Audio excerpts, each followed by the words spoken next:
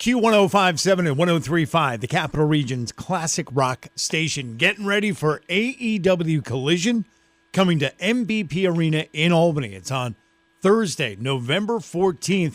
And on the phone with me right now, AEW's very own Darby Allin. How are you, man? Yo, yo, yo. What up, dude? I'm alive. I'm feeling wonderful. That's good. And happy Halloween. Yeah, happy Halloween, too. And do you have any memories going back to your childhood, like a certain costume was like your favorite when you were a kid or something? I don't even remember what I was as a kid. I just remember all the crazy crap I do in the neighborhood and destroy people's houses. Head out on the skateboard, eggs in hand. Who knows what's going to happen, right? Yeah, dude, I've had a lot of wild nights on Halloween. Let's talk about your career. Let's talk about what got you from that kid that was wreaking havoc on Halloween to today. And tell me what it takes to be a successful professional wrestler. There's so much that goes into it. Dude, honestly, you got to put everything you have into it. I know that sounds cliche, but like growing up, I was like, dude, I had no confidence whatsoever. I didn't even think that this was possible. But the moment I started, like, literally putting everything, like I was homeless. I was living in a car in this parking garage in Atlanta.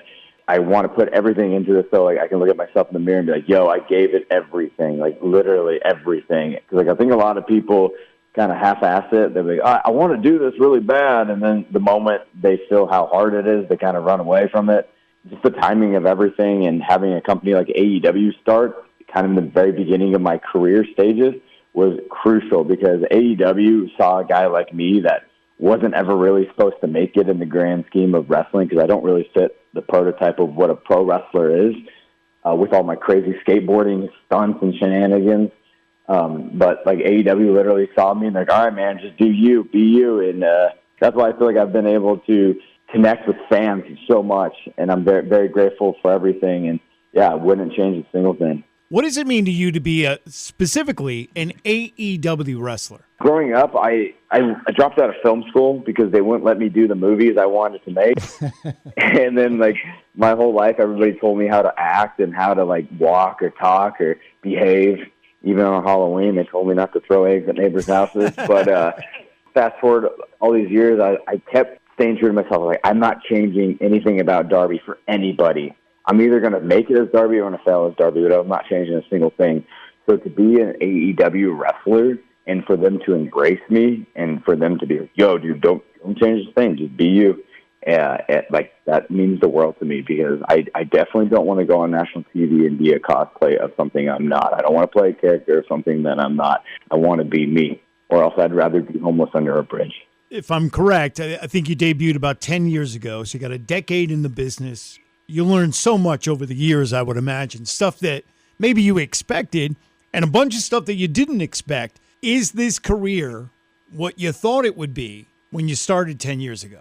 It's better than I thought it would be, honestly, because like when I got in, there wasn't a lot of places to work. There was only like pretty much one game in town. I don't know how a guy like me is even going to hold up in the world of wrestling. But it's better. It's better than I thought it would be. I'm so grateful for everything because with AEW, they give me the balance of doing everything I want to do outside the ring, like the crazy skateboarding. In April, I'm climbing Mount Everest. It's just to have this freedom means everything to me. I wouldn't change a thing. This is an amazing career. It's way better than I thought it was going to be. You know, I always hear these stories about actors and stuff that do extreme sports on the side, and then a lot of times they have contracts that say, hey, you can't do that. So you're going to climb Mount Everest. Does AEW have any reservations with that at all, or no? No, they're helping me do it. They're the ones that are paying the bill for the mountain. Nice. So like, yeah, like they I explained to Tony Khan how much it means to me and how much I want to do it, and explain like how, I literally want to take a AEW flag and put it on top of the world. I'm just going to plant a flag on top of Everest. Yeah, that's literally my whole goal with it, man. And they don't have a problem with it.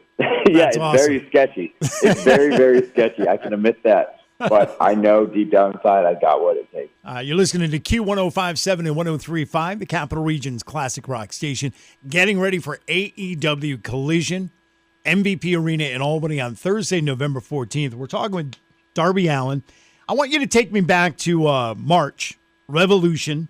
Share some of that experience that you had being part of Sting's final match. I don't know. It's crazy because I knew going into it, it was like you only get one shot at doing this. You know, because Sting is a guy that when he says he's done, he's done. He's not going to come out of retirement. He's like, all right, I'm done. So that day I was so laser focused on making sure that that man's career ended with the respect it deserved. I was so nervous throughout the whole day. But the moment the match ended and I knew we hit a home run, dude, definitely the best feeling I've had in my career. And he came up to me after the match and was like, easily top 3 favorite matches of my whole career. And I was like, yep, that's all I wanted to hear at the end of the night. It's got to take a while to come down from that high, I would think, right? To be honest, I had a huge hole in my side, and because I jumped through glass and I got sliced open.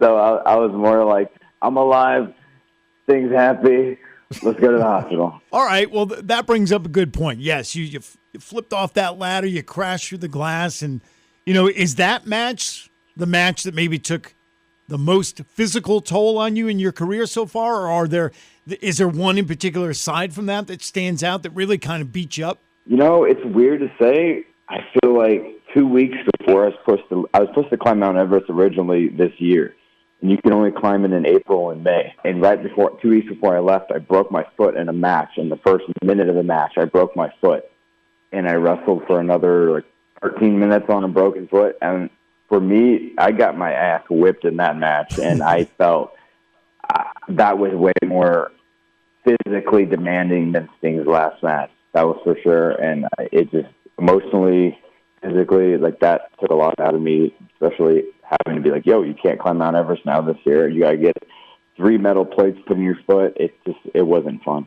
What are the challenges maintaining a straight-edge lifestyle? You know, honestly, it's just taking care of yourself, and my whole downstairs is like a physical recovery laboratory. I got the crazy ice baths. I got the saunas. I do yoga like crazy. I meditate. I do everything I can so I don't have to ever be this guy who's so broken down I need pills to function. Or I don't drink, I don't smoke, I don't do anything. Even though I put myself through lots and lots of physical challenges, you'd say, I feel amazing. My body feels great right now. My mind feels on point. Yeah, man, I just think you just gotta keep up on the schedule of taking care of yourself. Yeah, I got to say, my son and I, that's one of the main bonding things we've had in life is professional wrestling. We go to events, we watch events, he's sending me texts all the time, like, oh, did you see what happened last night or whatever? And one of our favorites has always been Bryan Danielson. Can you share some thoughts on Bryan and now as he heads off into retirement? Yeah, I think Bryan, just having him around from a week-to-week basis, he was such a good addition to AEW, and he was the guy that you could call upon last second to have an amazing match or do anything, and he was so a team player, so there wasn't anything he wasn't willing to do for this company, and he had no ego, just a lot like Sting, you know, he's just he saw the big picture, and I don't know, it was just a really good energy to have, so to have him missing now every week is really, it's kind of crap, but someone else needs to fill those shoes, so it's time for the roster to just step up, and someone's going to fill them. And we're going to see all the AEW action on Thursday, November 14th, MVP Arena in Albany. Thank you for your time, man, and Darby, I wish you nothing but great success, health, and happiness. You too, man. Happy Halloween. Thank you.